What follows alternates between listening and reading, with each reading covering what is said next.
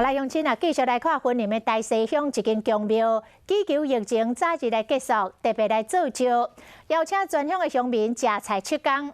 果然，这个大西街啊，所有的店家卖早顿的、卖自助餐的、卖肉羹，全部拢改卖素食。啊，乡民嘛真配合哦，食菜七工。 大西街路真侪店家店门口拢打红字条，广告为了配合用来宫庙举办法会，所以七工无卖肉，改卖素食。就配合当地的习俗。肉鸡店卖肉羹和肉臊，全部用塑料来料理。头家讲生理侪少受到影响，啊那早顿店嘛因为这是活动，特别传素食的菜单。另外去找食材。 还有自助餐店嘛提供素的肉排，这素的肉排啊、鱼排啊，反正会比较高哎。是没关系啦，我爸爸妈妈也是跟我们讲说，没什么赚没关系。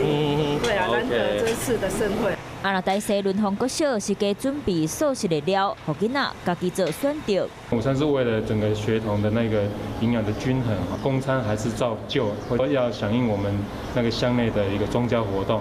啊，我们另外学校另外再准备那个素食。